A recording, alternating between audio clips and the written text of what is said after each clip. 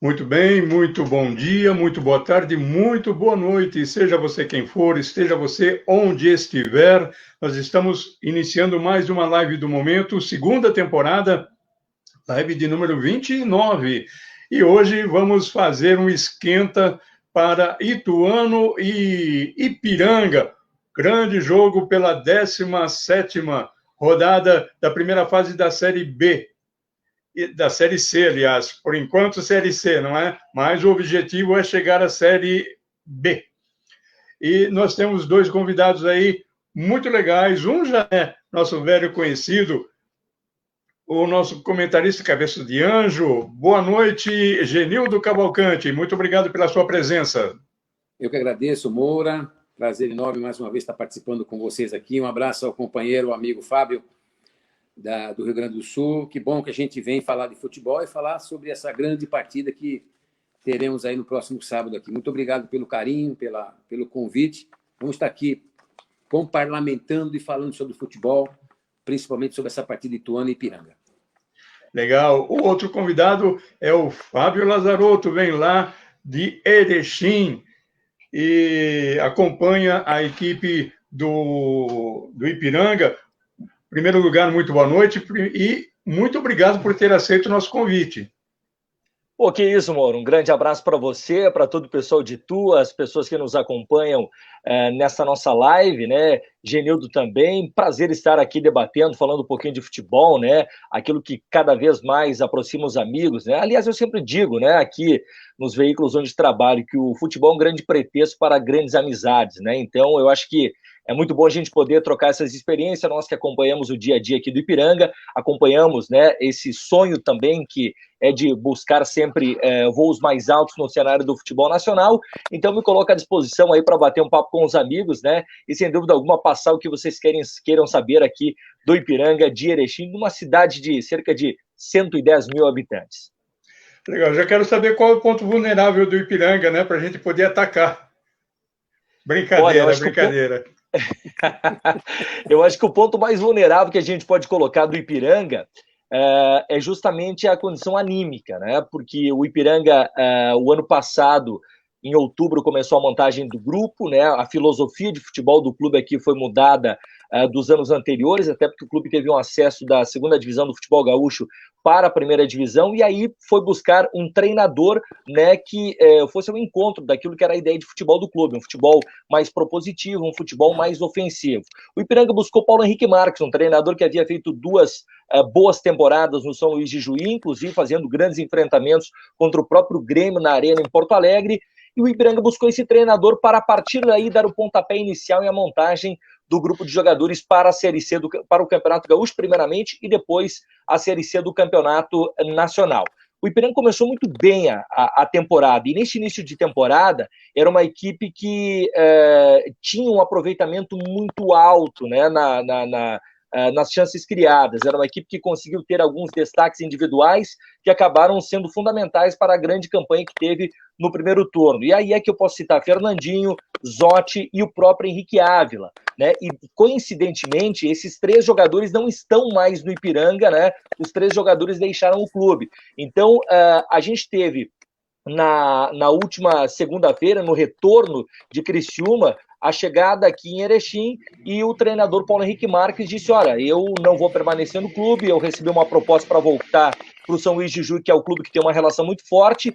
Ninguém entendeu muito bem os motivos da saída do Paulo Henrique Marques, porque publicamente nem o clube, nem o treinador falaram disso, mas a gente sabe que já tinha algumas questões de bastidores que havia um descontentamento tanto do clube quanto do treinador. Então, se eu pudesse arriscar, né, e dizer para os amigos, eu acho que a condição anímica, né, que esse é o grande desafio do Celso Teixeira, o treinador recém-contratado junto ao Atlético da Paraíba, é tentar fazer com que o Ipiranga, né, animicamente, não sofra tanto, porque eu acho que esse é o principal problema hoje do Ipiranga. Taticamente, acho que a gente pode apontar alguns problemas que o Ipiranga tem, né, como erros defensivos, né, até porque o Ipiranga, do início do Campeonato Brasileiro da Série C até agora, mudou muito a sua zaga, né? Mudou muito a sua zaga, o goleiro também, o Ipiranga teve problemas de lesão, inclusive para este jogo o Ipiranga vai com alguns desfalques na defesa. Então acho que o problema maior do Ipiranga hoje é o problema defensivo, especialmente seus zagueiros centrais, já que dos dois titulares, um é o quarto reserva, que é o Léo Canu, e o outro, o Reinaldo, era um volante que foi deslocado e improvisado como zagueiro. Para nós que acompanhamos de longe, também foi uma surpresa saber que o clube deixou sair o técnico, né? E claro que agiu rapidamente, já buscou um outro treinador, mas eu vejo da seguinte maneira, e até gostaria que o Genildo desse um palpite também a respeito. Eu acho que o trabalho do técnico do Ipiranga para esse jogo, especificamente contra o Ituano, vai ser mais motivacional do que tático e técnico, não é? Genildo. Na verdade, o que a gente entende, por exemplo, que a alteração, quando vem uma alteração, principalmente no comando, né, é uma alteração que preocupa muito, né? O treinador, o Paulo Henrique Marques, ele vinha fazendo um trabalho bastante satisfatório, conseguindo grandes e bons resultados, tanto dentro como fora de casa. Haja vista o primeiro turno que desenvolveu o Ipiranga, né? E quando faz uma alteração, que às vezes não se encontra muito a justificativa para a saída desse treinador, que vem fazendo uma campanha muito boa em Ipiranga, hoje é o segundo colocado, com perspectiva de classificação. E quando troca, sempre fica uma sequela boa e algumas coisas ruins. E quando chega um treinador novo, como chegou o Celso Teixeira, o atual treinador do Ipiranga, causa uma expectativa muito grande. Você foi feliz no que você disse. Eu, que fui jogador de futebol profissional durante 18 anos, fui treinador durante 15 anos de alguns times, a gente sabe que é muito importante você trabalhar no lado emocional e motivacional dos jogadores. Mas, em contrapartida, você também tem que ter uma filosofia e um perfil, um planejamento, um plano de jogo interessante que se adeque ao sistema de jogo que o treinador, o atual agora, né, que é o Celso Teixeira, tem como costume de desenvolver nos outros clubes, e ele vinha com a proposta de tentar fazer no mínimo que vinha fazendo o anterior, que era o Paulo Henrique, para poder manter essa posição de segundo colocado, terceiro colocado, quarto colocado, que é o que classifica os 4 primeiros colocados. Mas a gente sabe que a motivação é muito importante. O Fábio Lazarotto fez a informação de que alguns jogadores não vão poder atuar no jogo desse, mas também nós sabemos que quando entra um outro jogador, Fábio e também o Moura, o jogador entra, sai da reserva, vai para o time titular, ele entra com alta motivação, ele quer mostrar serviço para o treinador que chegou recente agora. Então, tudo nos causa uma expectativa. Nós sabemos que o Ituano, que é o time que a gente conhece, nós temos uma proximidade muito grande, vem numa ascensão muito satisfatória, fazendo grandes e bons resultados dentro e fora de campo. Portanto, existe toda uma preocupação, de todo o respeito, de toda a consideração, porque o Ipiranga está na frente do Ituano, mas os dois times buscam a classificação. Eu entendo que, mesmo com essas alterações que o Fábio informa, mesmo com a alteração do treinador, que causa uma certa desestabilidade, e ao mesmo tempo pode trazer uma motivação maior para os jogadores que estão perto da classificação, eu acho que é uma coisa irrelevante para aquilo que o Ituano vai desenvolver no campo no jogo de sábado. O Ituano tem que ter um time aplicado, um time competitivo, um time guerreiro, como tem sido, e de qualidade, no seu plano tático, poder botar e desenvolver um bom trabalho. Eu acho que fica essa expectativa, porque a saída de um treinador e a entrada de um outro treinador novo, a expectativa sempre é de risco, mas também um risco que pode acontecer positivamente. Eu gostaria de saber como é que vocês estão recebendo a minha voz aí, porque está dando uma picotadinha no som de vocês e não está legal não, mas tudo bem, a gente vai levando assim. Para mim também está picotando, o do Genildo está picotando um pouquinho, mas o teu está perfeito aí, amor. Beleza, bom, vamos seguindo em frente. Tá picotando. Tomara que não picote no sábado, né? Aí tudo bem. Ô, Fábio, me diga uma coisa. Com essa pandemia, deu uma reviravolta em tudo e eu não sei se você acompanhava o dia a dia do clube, mas aqui nós que acompanhávamos não temos mais esse acesso aí e fica um pouco mais difícil, a gente depende do bom trabalho da assessoria de imprensa. Como é que funciona aí em Erechim? Sabe que esse é um grande questionamento que nós temos aqui, até porque vocês, óbvio, estão num centro maior, né? Mas nós aqui no interior do Rio Grande do Sul, na média, Os veículos de comunicação, a gente usa aquele velho jargão popular, você chuta, cabeceia e tenta fazer o gol, né? Mais ou menos assim. Então, eu, por exemplo, aqui trabalho na editoria de esportes e de política, né? São os dois editoriais que eu trabalho aqui no veículo, né, de comunicação, onde eu trabalho diariamente no rádio e também no jornal online. Então, a gente tem um acesso muito bom quanto às informações do clube, sabe? Por mais que o clube não tenha uma assessoria, até pouco tempo atrás tinha, e aí a pandemia também acabou fazendo que o clube mudasse o seu planejamento. Então, hoje a gente tem, por exemplo, a própria assessoria de imprensa, quem faz a comunicação do clube é muitas vezes direto com o próprio presidente, com o gerente executivo de futebol, Renan Mobarak. Então é esse tipo de contato que a gente tem, né, hoje com relação a informações. E aí, claro, a gente acompanha alguns treinamentos do Ipiranga. Quanto a isso, o clube é bem acessível, né? Até porque nós também não temos muitos veículos de comunicação aqui na cidade, então os que tem, que acompanham o Ipiranga, têm tido sim acesso às informações, né? Então, quanto a isso, é bem tranquilo, acesso às informações, claro que dentro das restrições, dos protocolos todos, né?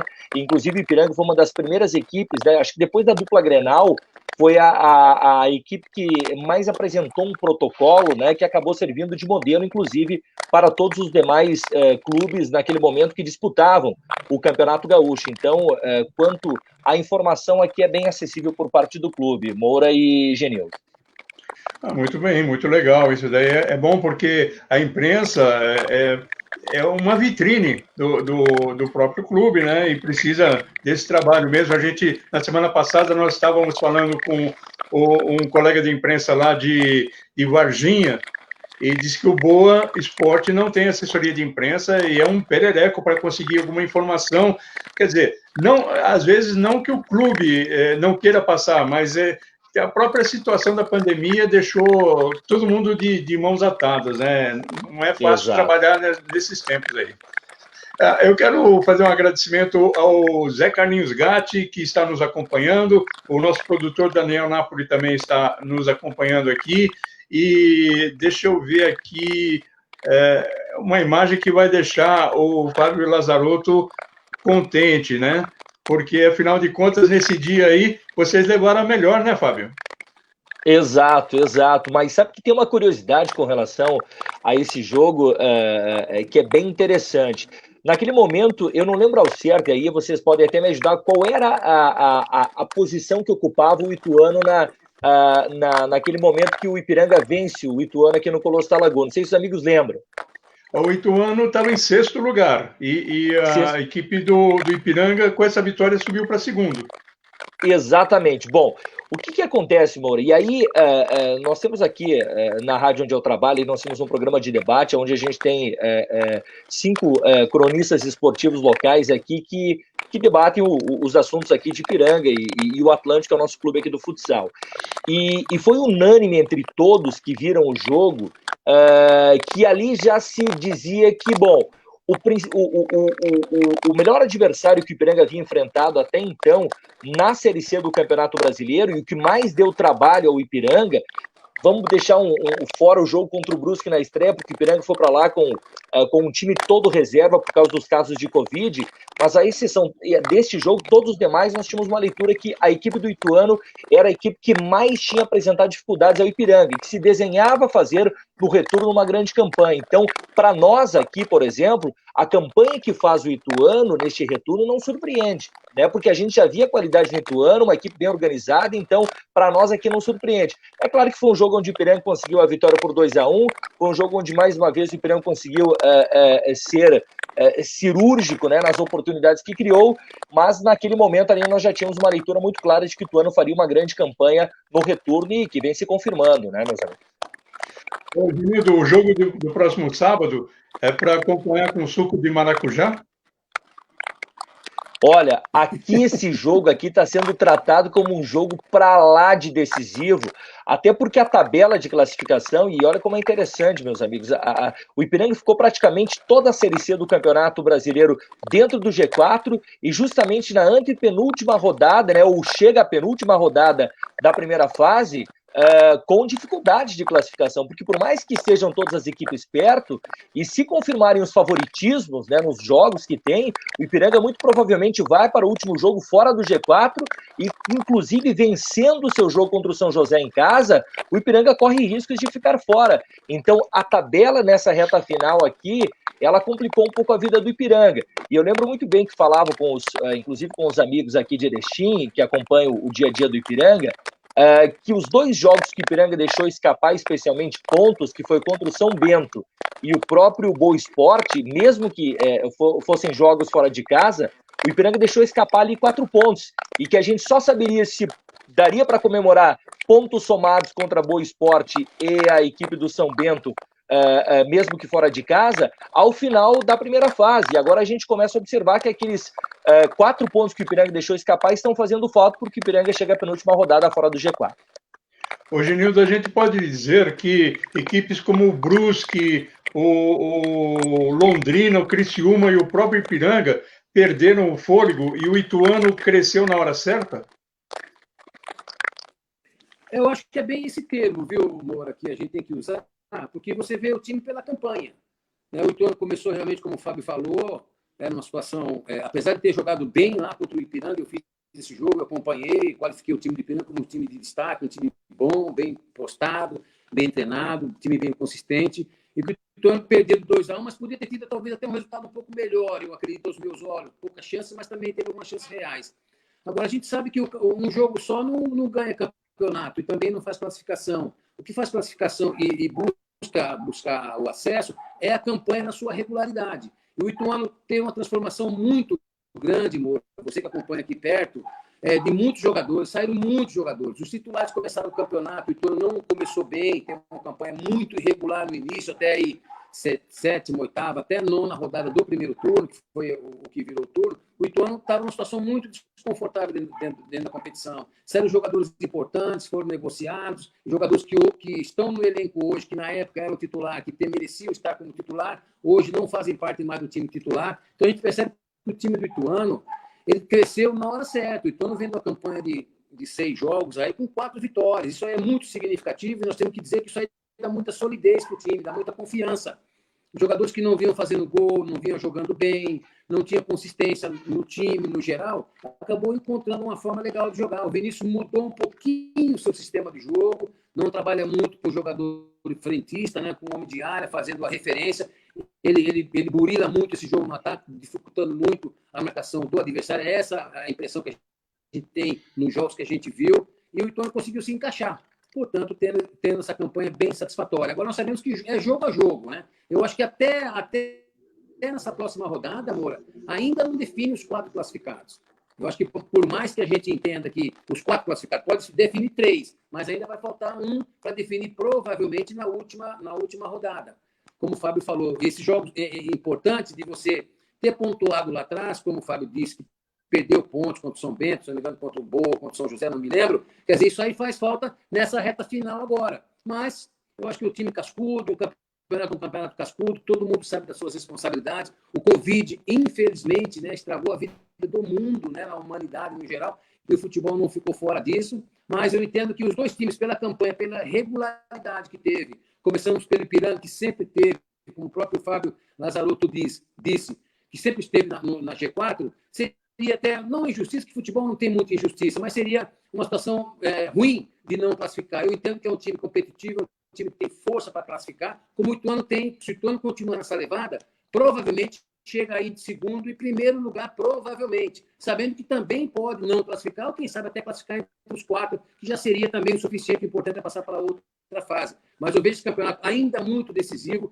Para mim, sábado ainda não decide os 4 classificados, ainda eu acho que decide 3, mas ainda falta uma vaga. Então, toda a concentração possível vai ser importante fazer nesse jogo, tanto para o time do Ituano e principalmente para o time do Ipiranga, que vem buscar um resultado positivo, está na frente do Ituano, soma um ponto, depois decide a sua vida, acho que dentro de casa, aí provavelmente sacramenta a sua classificação, enquanto a partir do Ituano, se fizer uma vitória frente ao Ipiranga, pula para a segunda colocação e depois o último jogo contra o São Bento, já classificado, pode partir para chegar em primeiro lugar ou se não manter essa divisão, essa posição de segundo colocado. Eu acho um jogo muito difícil, muito complicado. Eu acho que todo respeito merece. O time que disputa a primeira divisão do Campeonato Gaúcho, é importante você ressalvar essa participação com relevância no Campeonato Gaúcho. Então, vai ser um jogo muito competitivo. Acho que é um jogo que, se você me perguntasse qual seria o resultado, por mais que eu torça, por ter jogado no Ituano, por ter dirigido o Ituano, por ter essa afinidade com o Ituano, eu ainda ficaria em dúvida. Mas, para mim, os dois times têm chances grandes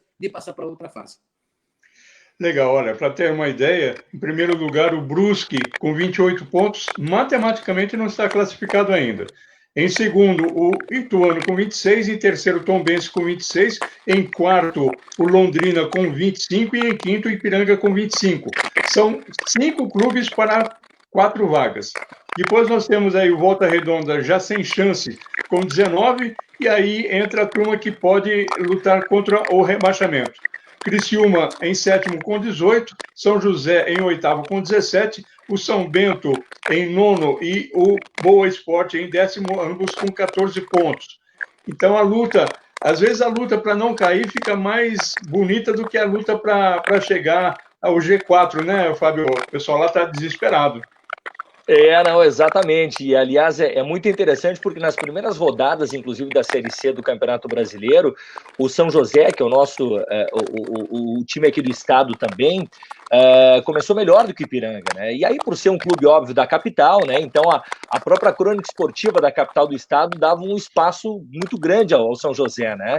E o Ipiranga depois conseguiu fazer essa grande campanha, somando ponto a ponto e aí conseguindo se firmar dentro do G4 durante boa parte. Mas o que é interessante, meus amigos, eu estava dando uma olhada agora na tabela do primeiro turno e do segundo turno, e que é algo natural, né? Normalmente em competições que a gente tem primeiro e segundo turno, é difícil você manter uma campanha do primeiro turno no segundo turno.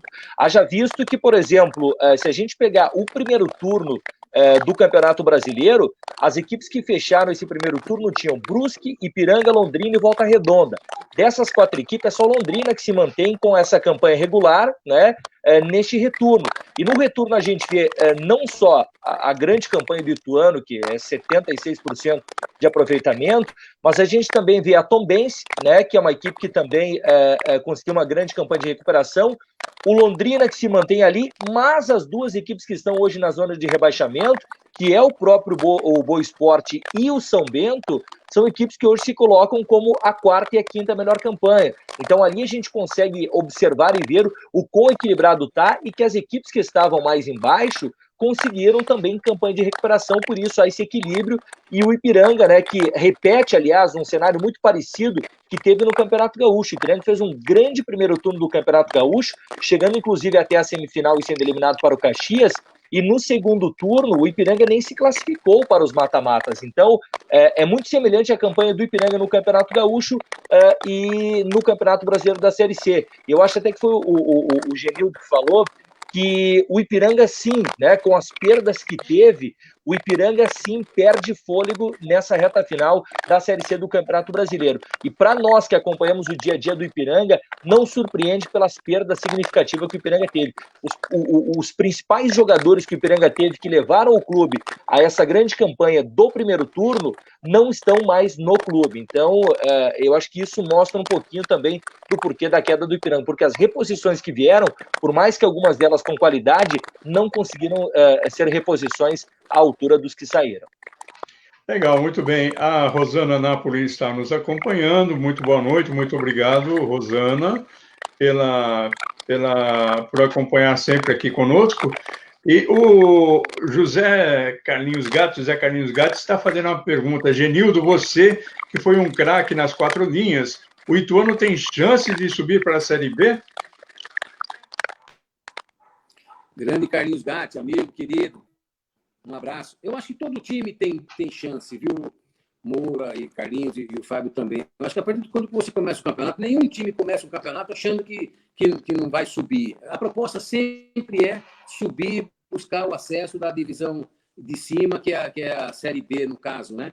Que antecede a Série A, que é onde todo mundo almeja chegar. Eu acho que o Ituano é um time ainda verde ainda nessa divisão, há muito tempo não disputava uma série C do Brasileiro. Para mim é um campeonato muito difícil, muito competitivo, as viagens são longas, às vezes os campos e as estruturas às vezes não são não são tão condizentes, mas nessa divisão especificamente desses times que nós estamos do Ituano disputa o campeonato, todos os times têm bons campos, bons estádios, boas estruturas, então isso aí tranquiliza um pouco mais o trabalho que o Ituano vem fazendo. Portanto, acho que todos os times têm chances quando começa o campeonato. E quando vai andando o carrinho, como a gente diz na competição, a gente vai vendo quem é quem. E o Fábio disse, por exemplo, o Ipiranga começou bem o campeonato, depois teve com a saída de jogadores, com a saída do treinador também, você perde os seus valores, você perde a sua força de competitividade, mas não quer dizer que o Ipiranga não tenha uma situação para classificar. Acho que tem grandes chances pelo histórico que teve durante toda a competição. E o Ituano,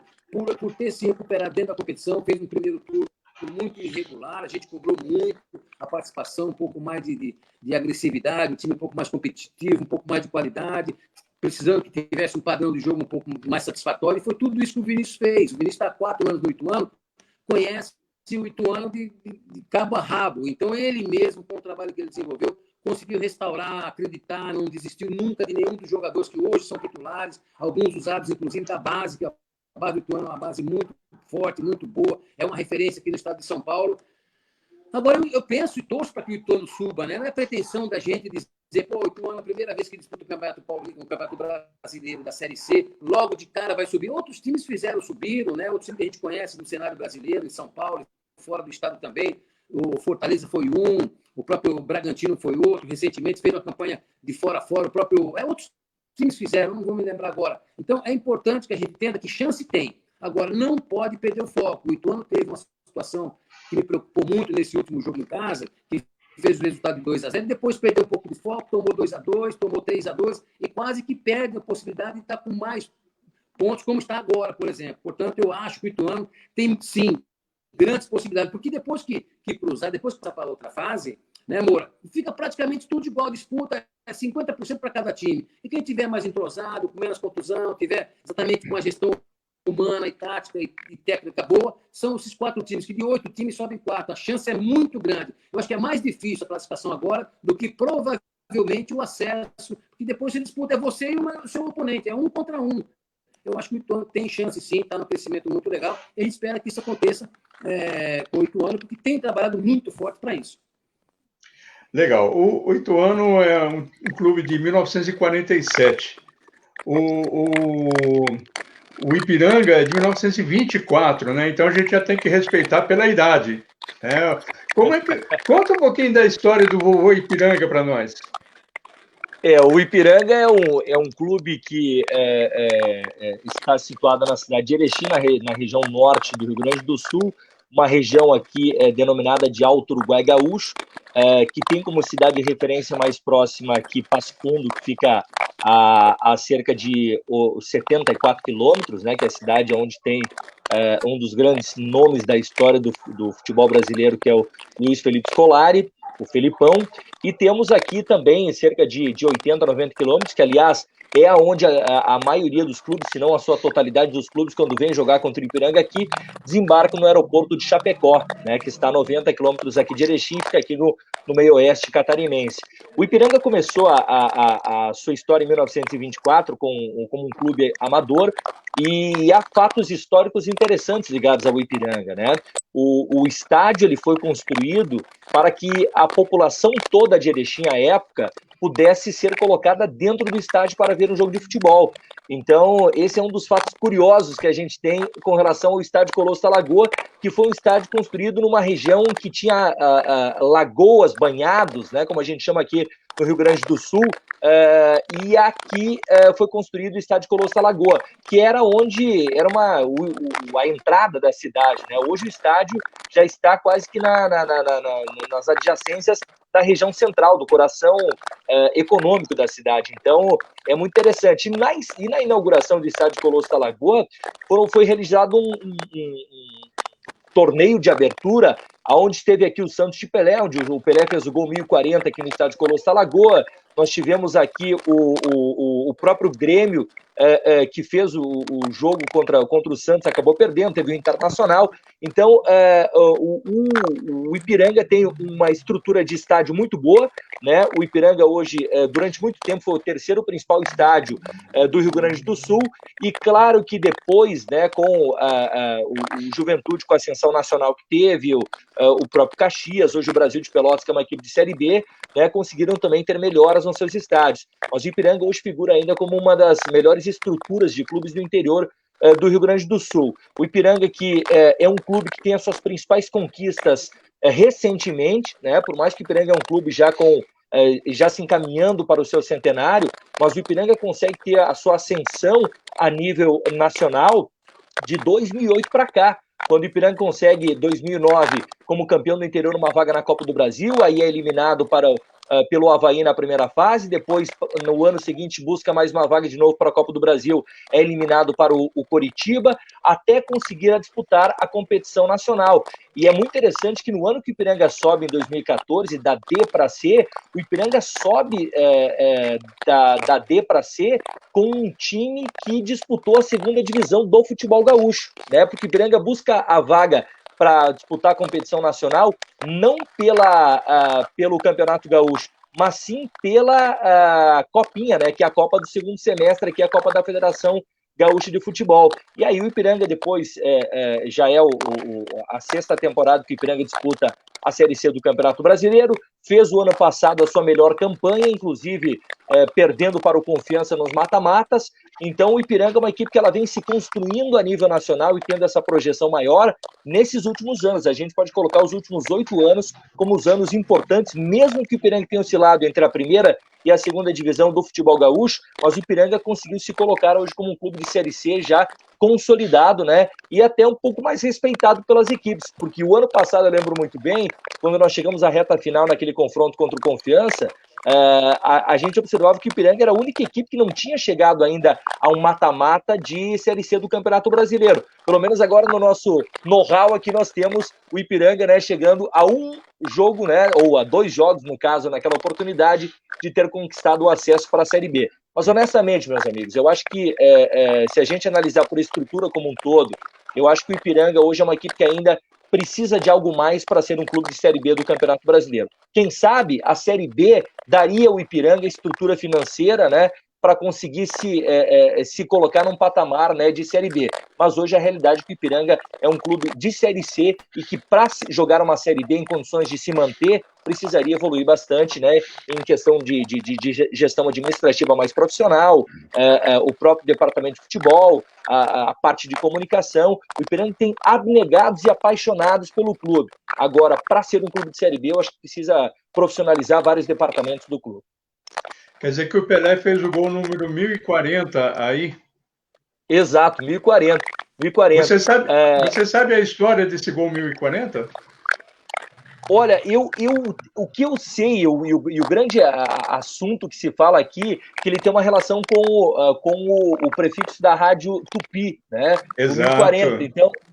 Então tem essa relação toda, que para nós, a Crônica Esportiva, nós somos homens do rádio, né? É uma história muito bacana. Mas tem, inclusive, no vestiário aqui do Ipiranga, o clube fez recentemente um trabalho de, inclusive, marcar os locais por onde o Pelé passou, onde o Pelé sentou para se fardar. A época ainda era uma forma um pouco mais amadora, né? Tinha acesso até de dirigentes ao vestiário, adversário, né? Então, muito interessante, mas ficou marcado, sim, para a história, né? Acho que Erechim, né, e o estádio Colosso da Lagoa tem uma partezinha na história também do Pelé. O Genildo deve lembrar bem da Rádio Tupi, né?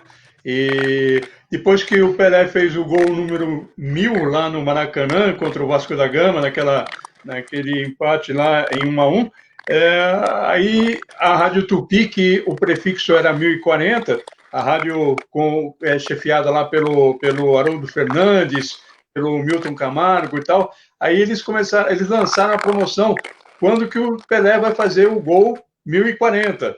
E até deram um prêmio para o Pelé, como se ele precisasse de algum prêmio, né? Mas ele marcou o gol de 1040 aí, foi muito legal. Agora, você falou tanto de Pelé, e a notícia do dia é o Maradona. E eu acho que o mundo inteiro sentiu, o Brasil sentiu muito Agora, você que está tão próximo da fronteira do Brasil com o Uruguai, com a Argentina, aí, como é que está a situação? Como é que foi recebida essa lamentável notícia? Sabe que para nós aqui, eu, infelizmente, né, Genildo e o próprio Moura, eu tenho hoje 32 anos, então eu não vi o Maradona jogar. É óbvio que nós que somos, acompanhamos o jornalismo esportivo e somos apaixonados por futebol, já li muitos livros, enfim, conheço muito a história do Maradona. Mas para nós aqui do Rio Grande do Sul, pela região geográfica que nós estamos, há uma relação muito forte, né, o chamado futebol castelhano, né, que é aquela mistura do futebol uruguaio, argentino com o gaúcho.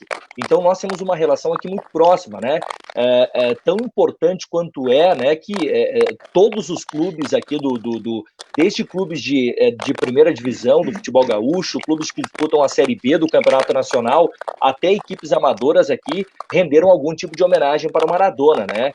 Então, o gaúcho aqui, né, ficou bastante sentido, até porque ontem também tinha um jogo muito importante, que era Internacional e Boca Juniors, que acabou sendo cancelado, né, em razão da morte do Maradona, e óbvio que não pela relação com o Internacional, mas sim pela relação toda com o Boca, né, o clube do coração do Maradona e o clube que o projetou para o cenário do futebol mundial. Então, aqui foi de muita comoção, sim, né? Nós aqui que veraneamos, especialmente aqui na região onde eu moro, 90% da população acaba veraneando no litoral catarinense, e ali a gente tem um contato muito próximo, que grande parte dos veranistas argentinos vem aqui para a região de Santa Catarina, até pela proximidade. Então, a gente via muitos argentinos, e conversar com o argentino, falar sobre Maradona, é uma coisa assim inimaginável. E acho que o Genildo, você, Moro, que são jornalistas e profissionais, o Genildo como profissional também do futebol, que acompanhou muito mais do que eu, sabe que não há qualquer tipo de comparação com o que foi o Pelé, né? O Pelé é o maior de todos, né? E não há discussão sobre isso. Agora, eu não sei se o dia que o Pelé, e tomara que demore muito para que aconteça, se a comoção com a morte do Pelé vai ter a comoção que teve, né, para o argentino, a morte do Maradona, porque o Maradona é muito mais do que um jogador de futebol, né? O Maradona, a gente sabe de toda aquela história da Guerra das Malvinas, e daqui a pouco a vingança que o Maradona deu para o argentino com aquela Copa, eu acho que são alguns fatores, né, que a gente acaba... A mão de Deus. Exatamente. Então, acho que são fatores aí que para o argentino vai muito mais que o Maradona do que ele fez dentro das quatro linhas, né? Mas tudo envolvimento, as causas, né, que ele se envolveu sociais. Então, eu acho que o Maradona, sem dúvida alguma, né, vai ficar no imaginário de todo mundo, né? Como quem sabe para alguns, né, o segundo maior de todos, e para outros, né, Pelé, Zico, ou Pelé, Garrincha, Zico e depois Maradona, enfim. Mas aí eu deixo para vocês esse assunto aí, que vocês são muito mais experientes e que viram, né, o Pelé e o Maradona jogar. Você tem 32 anos? 32 anos. Então, é o seguinte, como eu tenho 31, Genilson Cavalcante, quem foi Maradona?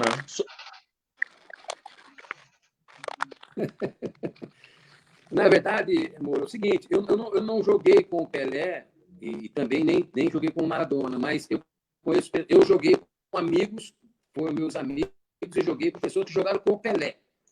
Entendeu? Manuel Maria, Brecha, Gaspar, e um outro nome que eu não estou me lembrando agora. Eu tenho 63 anos de idade, vou fazer 64. Joguei com o Sócrates também, né? Tive a oportunidade de jogar com o Sócrates quando ele chegou no Corinthians em 78, e lamentavelmente também perdemos um grande jogador, um grande companheiro, um craque de futebol, que foi o Sócrates, um destaque na Copa 82, 86 também. Lamentavelmente a gente perdeu para as drogas, né? Para a bebida, lamentavelmente para o cigarro. E o Maradona deixou um legado se não de experiência, mas de lição. Agora, como jogador, é indiscutível, né? É indiscutível. Se você comparar, eu tive recentemente na Argentina, em Buenos Aires, passamos lá 7 dias passeando, fui conhecer lá a Bamboneira, fui conhecer lá o estádio do River Plate. Agora, ninguém no mundo tem tanta moral num time de futebol, numa cidade como o Diego Maradona. Isso é um fato. Ninguém tem tanta moral. Você passa ali em torno ali do La Bamboneira, no bairro de Bamboneira, quer dizer, são as estátuas, são pôsteres, são coisas, todas elas alusivas a Maradona em vida. E agora, lamentavelmente, a gente perde um grande craque, que para mim, se você considerar ele, Moura, como referência, o que ele significou para a seleção argentina, para o Boca Juniors, e depois para o Napoli, fazendo o Napoli campeão depois de muitos anos, eu acho que ele foi muito mais importante para a seleção argentina, porque fez aquele gol de mão, que todo mundo viu, que foi campeão argentino. E depois, em relação ao Pelé, o Pelé é um mito, é um cara fora de série como jogador, tinha um grande time, o selecionado brasileiro, 58, 62, 66 e 70. 58, Pelé muito jovem, 66, 62, o Pelé não jogou as finais, em 70 o Pelé jogou, fez aquela grande Copa, que todo mundo reputa como o maior time de todos os tempos, que é aquela seleção de 70. Mas como jogador de futebol, como arte, como talento, eu acho que o Maradona foi um jogador muito diferenciado. Eu não queria fazer essa comparação. O Pelé fez muito mais gols, foi muito mais vezes campeão. O Pelé tem uma representatividade muito grande. Né? E conseguiu estar até agora aí, com 80 anos de idade, mantendo a sua vida tranquila. Lamentavelmente, a gente perde um ser humano, um grande jogador de futebol, que serve muito como referência. Esperamos que sempre seja uma referência de lição, de ensinamento para os jovens que estão começando agora. Eu convivi com muitos jogadores, Moura e Fábio. Eu fiquei muito tempo no Master do Corinthians. Eu convivi com muitos jogadores craques que fizeram muita história bonita, que lamentavelmente perderam para a droga. E a gente não quer que isso aconteça mais com o nosso jogador. Nós temos muitos exemplos de jogadores, mas muitos, não são poucos, não. Nós falamos sempre dos famosos, mas tem muitos que a gente não conhece, que jogou na segunda divisão, na terceira divisão, mesmo na primeira divisão, sem tanta participação em times grandes, que lamentavelmente perdemos para uma situação lamentável que é a droga. Mas o que fica o mito que é o Maradona. O Maradona é um deus, pessoal da Argentina. Eu nunca vi na minha vida, eu acho que nem o Ayrton Senna teve tanta manifesta de torcedor como teve o Maradona agora nesse dia de ontem e de hoje também, no enterro dele, lamentavelmente, na perda do Maradona. A gente fica aí com a lembrança fantástica do Maradona, que eu vi quando o Maradona começou a jogar nas categorias de base, depois na seleção argentina e depois na seleção brasileira, na seleção argentina principal, sendo campeão e fazendo grandes campanhas, infelizmente, mas deixa um legado fantástico. Para mim, o maior jogador da América do Sul, se você tirar do mundo, tirando o Pelé. Tá certo. E nas nossas lives aqui, semanais, em 2 oportunidades nós tivemos a presença do Careca. E o Careca foi o que o Coutinho foi para o Pelé, o Careca foi para o Maradona no Napoli. E nós tentamos um contato com o Careca, mas a imprensa do mundo inteiro tentou um contato com o Careca entre ontem e hoje, e infelizmente a gente queria ter até um depoimento do Careca aqui, mas infelizmente não foi possível. Vamos ver se futuramente a gente consegue falar com o Careca, que está muito abatido, muito chateado também, e não poderia ser diferente, né? Porque o grande amigo brasileiro do Maradona foi o Careca, e eles formaram uma dupla realmente imbatível.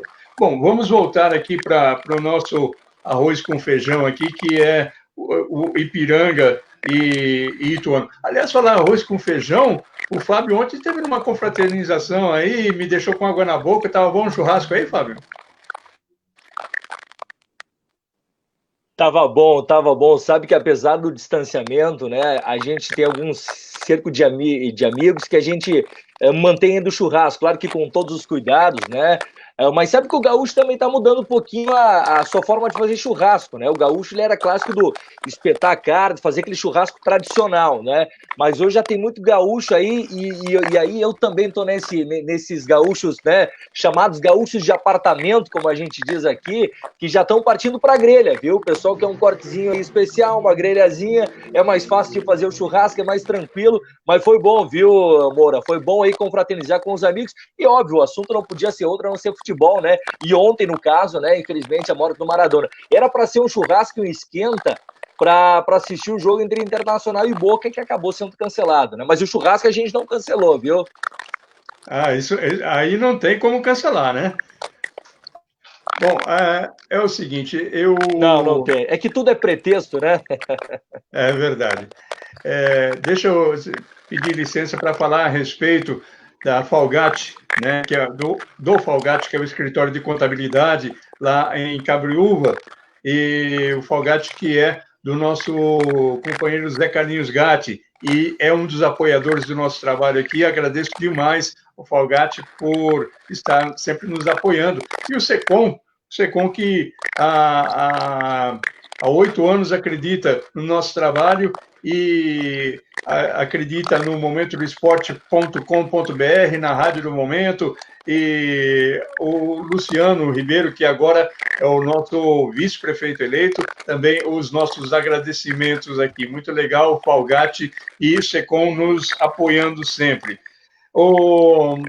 Fábio, como é que funciona aí pelos lados do Rio Grande do Sul? É o rádio tradicional, o jornal tradicional, ou tem? Parece que eu tive dando uma pesquisada aí, tem alguns sites que divulgam também o esporte, os próprios jornais tem sites também, o seu jornal tem um site. Como é que funciona isso daí nessa época virtual?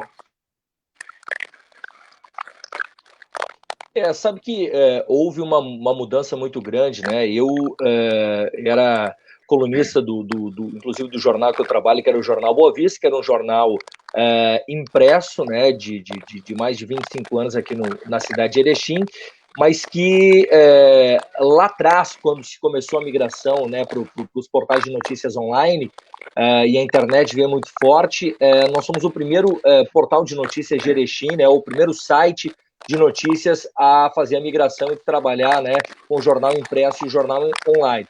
E, obviamente, a gente foi se reinventando, né, o gaúcho por si só, não só o gaúcho, acho que todas as pessoas gostam muito da opinião, né, e aí nós acabamos mudando a nossa linha editorial também, né, a forma de fazermos o jornal, e passamos de um jornal tradicional para um jornal de opinião, um jornal onde eram vários colunistas, várias opiniões, nos mais diversos segmentos. Então, nós também tivemos que nos reinventar. E com o passar do tempo, aí nós tivemos essa migração, e aqui nós temos, falando de futebol, nós temos aqui 2 rádios. A rádio que eu trabalho, ela não transmite mais os jogos, no entanto, nós temos o principal programa esportivo aqui da cidade, é o programa da nossa emissora. Então, por mais que nós não transmitimos os jogos, mas nós temos o principal programa esportivo da cidade, justamente por essa questão da opinião, e o gaúcho gosta muito da opinião, por mais que ele ouça 5 opiniões, ele como ouvinte, ele vai ter a 6ª opinião, mas ele gosta de saber o que as pessoas pensam, né? Aliás, todos nós gostamos, na verdade, né? Mas aqui é muito forte essa questão da opinião. Então, a gente tem 2 rádios que acompanham e transmitem o Ipiranga, que é a Rádio Difusão e a Rádio Erechim. Nós que trabalhamos o esporte, né? E aí trabalhamos muito forte também a questão da política e da economia, mas temos aqui vários portais de notícias e, claro, que nessa tendência onde a gente observa o crescimento muito grande das redes sociais, eu também, né, estou migrando agora para um projeto paralelo meu de redes sociais, né, inclusive também com lives, com produção de conteúdos diários, porque cada vez mais as pessoas querem saber de tudo, lendo pouco e ouvindo de forma resumida as coisas. Então a gente também tem que se adaptar, e eu acho que as redes sociais estão trazendo, né, esse novo formato, que é inclusive isso que a gente está fazendo aqui, né, batendo um papo, né, trocando informações e tendo opiniões diversas. Então acho que aqui a imprensa ela acompanha o Ipiranga, que é o clube de futebol, mas nós temos aqui o Atlântico no futsal, que é um dos principais clubes de futsal do país, campeão mundial de futsal, que inclusive está sediando nesta semana a Supercopa de Futsal, que reúne os 3 principais campeões da temporada passada. E uma equipe paulista que está aqui é o Corinthians. O Corinthians está jogando aqui, inclusive perdeu para o Atlântico ontem e hoje empatou com o Pato Futsal, que é a Supercopa dos Campeões do futsal brasileiro. Então, o foco da imprensa todo está dividido entre o jogo do Ipiranga amanhã e a Supercopa de Futsal com o Atlântico aqui em Erechim. Muito bem, nós já estamos chegando ao final da nossa live aqui, então eu vou perguntar para o Genildo Cavalcante. Genildo, Ituano e Ipiranga. No turno, 2-1 Ipiranga. No retorno, quanto vai ser? E o Ituano se classifica já antecipadamente no sábado? Eu acho que o prognóstico é muito difícil da gente dar. A gente que jogou futebol, né, Moura e Fábio sabe também, é difícil você, pode até ter torcida para um time como eu tenho pelo Ituano, né, mas você fala no resultado, às vezes não dá certo e você fica muito pretencioso em relação a isso. Eu acho que pela campanha que o Ituano faz, Moura, eu acho que o Ituano deu um passo muito largo para a classificação. Eu acho que o Ituano deve ganhar o jogo, eu explico por quê. Porque a regularidade que o Ituano vem mantendo dentro e fora de casa, e principalmente dentro de casa, o Ituano jogou 2 partidas fora e agora faz a segunda partida dentro de casa. Então, pela regularidade, o Ituano não tem a obrigação de vencer, mas eu acho que seria o favorito, por exemplo, para esse jogo. Por que eu digo isso? Se o Ituano vencer esse jogo, o Ituano já está classificado. Se o Ipiranga vencer, também já estaria classificado. Então, eu não apostaria num empate. Eu apostaria numa provável vitória do Ituano. Mas eu tenho, assim, um grande respeito pelo time do Ipiranga, pelo que eu vi jogando no primeiro turno. Fez um grande jogo, ganhou com méritos, ganhou com qualidade, ganhou dentro do campo do jogo. Os gols extremamente tranquilos, bem feitos. Agora, nós sabemos que futebol é momento, né? O Ituano vive um momento muito importante. O Vinícius Bragantini, há 4 anos na direção, no comando do time do Ituano, dirigindo Campeonato Paulista, Copa Paulista e também a Série D, que ascendeu para a Série C, e fazendo uma campanha extremamente satisfatória nesse ano de 2021, com uma possibilidade muito grande, primeiro de classificar, que eu acho que tem que ser passo a passo, jogo a jogo, e depois com uma possibilidade grande também, depois de estar 4 contra 4, eu acho uma chance grande de vencer, de ter o acesso. Mas eu acho que futebol é jogar dentro do campo do jogo. Vou torcer para o Ituano vencer, mas eu vou torcer antes para que o Ituano também classifique. Se for com uma vitória, ótimo. Se for com um empate, ótimo. Se for a vitória no último jogo, também tá bom. Mas eu acho que vai ser um jogo muito competitivo, que os dois times vão buscar o resultado, porque sabe que um dos dois, se vencer, já está na outra fase. Então, eu acho que, pela campanha, o Ituano tem um pouquinho mais de possibilidade, mas antes do jogo, fica mais fácil a gente dizer, como também depois do jogo, e durante o jogo que vai resolver. Eu acho que vai ser um grande jogo. Esperamos que a gente possa ver um grande espetáculo e que o Ituano, no final, saia com a classificação. E, acima de tudo, que seja um jogo leal, que a arbitragem possa passar desapercebida, né? E que seja realmente um grande espetáculo. Fábio, o Ipiranga repete a vitória do turno? O Ipiranga sai classificado já nesse sábado? Olha, eu não vou titubear, viu? Mas eu vou dar 2 opiniões. A primeira com o coração. O Ipiranga acho que vence por 1-0 aí, naquele golzinho chorado no final do jogo. Agora, o palpite racional é que o Ituano vence o jogo. Eu acho que o Ituano é muito favorito. Eu acho que o Ituano deve vencer esse jogo. Agora, claro, a nossa torcida aqui, a nossa expectativa é que o Ipiranga consiga fazer um bom enfrentamento. Eu acho que dependendo do contexto e das demais partidas, o Ipiranga tem que comemorar se conseguir um empate aí contra o Ituano, né? Então, o Ipiranga, eu acho que o Ipiranga, o fator, e aí eu acho que o Genildo falou no início do nosso bate-papo aqui, sobre a questão motivacional do Ipiranga. O Ipiranga foi buscar justamente no mercado um treinador que tem como sua principal característica a questão motivacional, porque são 2 jogos, não há como trabalhar tática, por mais que ele tenha promovido uma mudança tática para o jogo, pelo treinamento de hoje à tarde, mas não se tem muito o que fazer, ele não conhece os jogadores, ele estava numa região do país onde estava focado na Série D do Campeonato Nacional, ele conhece muito o mercado do Nordeste, o mercado do Centro-Oeste, então, mas é um treinador que não tem, né, uma relação muito forte com o futebol do Rio Grande do Sul e com os jogadores que aqui estão, que são jogadores, a grande maioria, né, aqui da região sul do país. Então, a minha expectativa é que o Ipiranga possa, quem sabe, surpreender e conseguir a vitória, mas para mim, o Ituano é muito favorito na partida de sábado.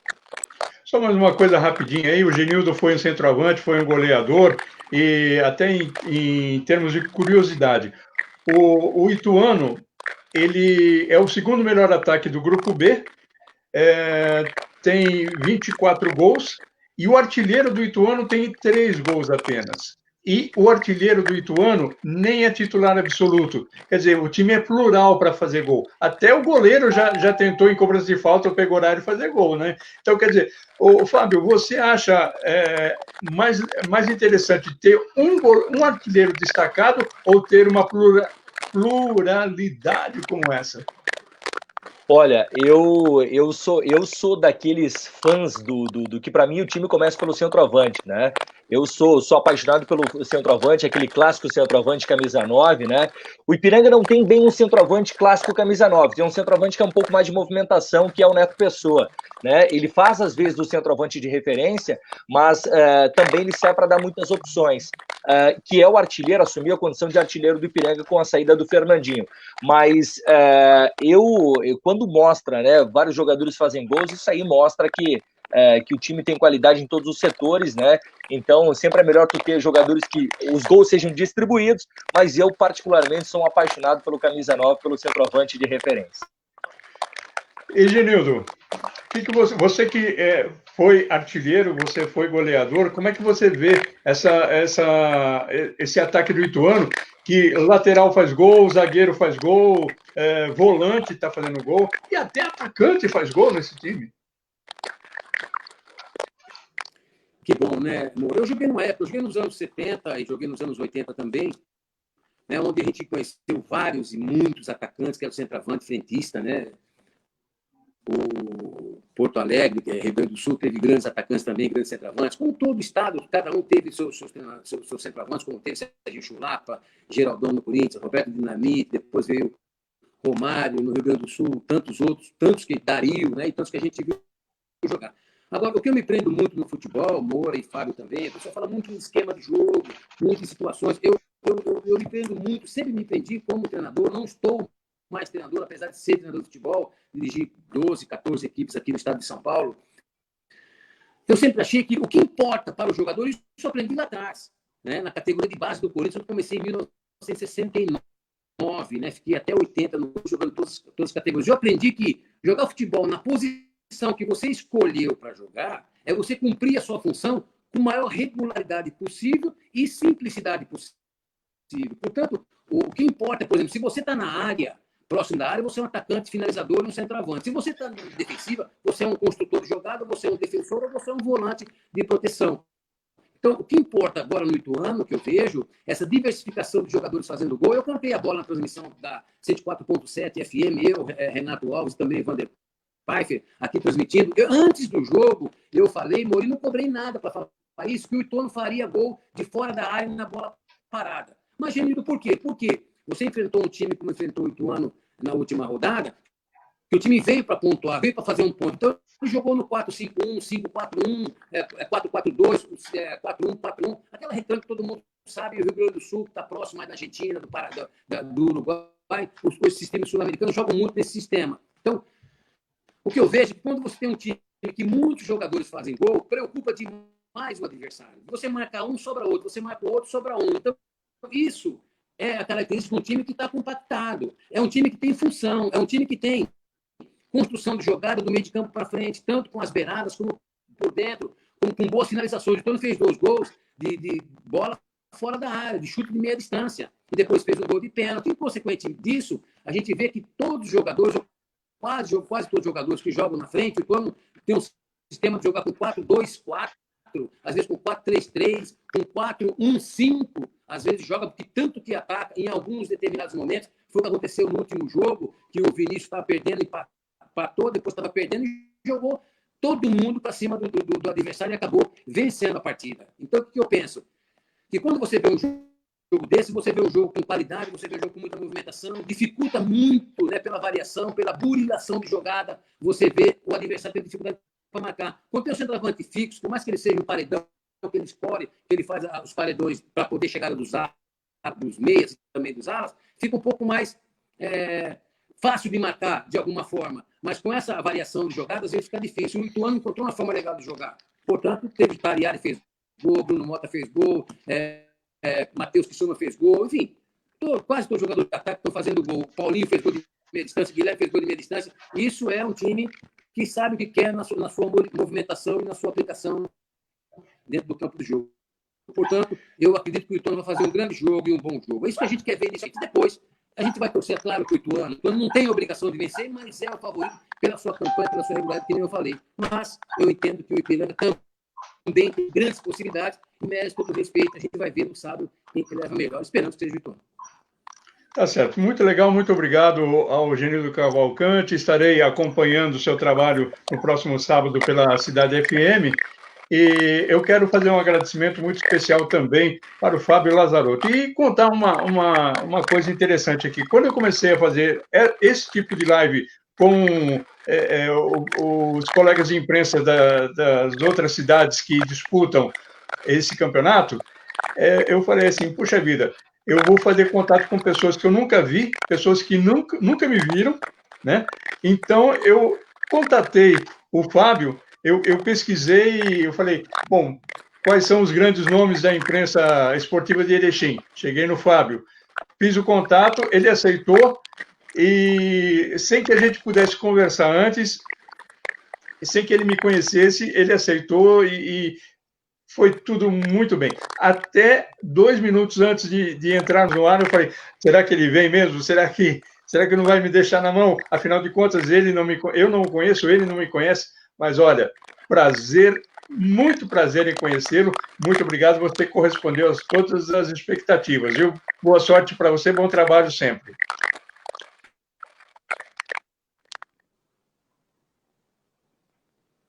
Obrigado, Moura. Sempre é um prazer, né? E eu acho que essas ferramentas tecnológicas aí são aí para nos aproximar, né? E sempre é bom a gente ouvir, né? A realidade do clube que a gente vai enfrentar. E foi uma troca de experiências incrível aí, me coloco sempre à disposição. Já reforço o convite aí para os amigos quando vierem aqui para Erechim, né? Coloca aqui a minha casa à disposição de vocês.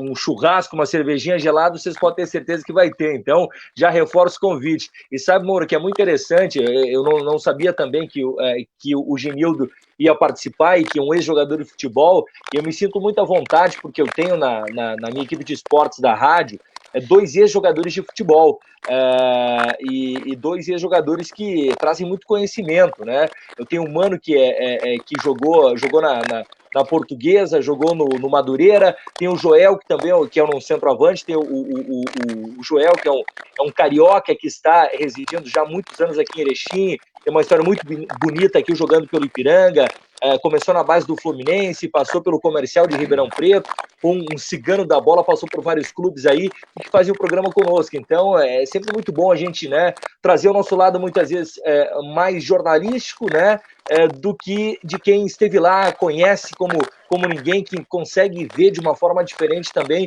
o porquê as coisas estão acontecendo, né? Então, eu acho que é muito bacana essa troca de experiência, meus amigos. Eu fico muito feliz aí em poder bater um bom papo com vocês aí, e até a próxima, sem dúvida alguma. Acho que nós vamos, quem sabe, voltar a conversar aí na segunda fase, né? Dependendo da configuração da Série C do Campeonato Brasileiro. Quem sabe na segunda fase a gente possa nos encontrar de novo. E esperamos com o Ipiranga e com o Ituano classificados, porque com essa foto tua ao fundo aí, Moura, desse tapete, que para mim é um dos principais gramados, se não o melhor gramado da Série C do Campeonato Brasileiro, um clube como o Ituano não pode estar, né, na Série C do Campeonato Brasileiro. Para o Ituano, a Série C, na minha modesta opinião, e não é nenhum tipo de agrado a vocês, mas o Ituano é um clube que não pode estar na Série C. O Ituano, no mínimo, tem que estar numa Série B do Campeonato Brasileiro. Um grande abraço, meus amigos.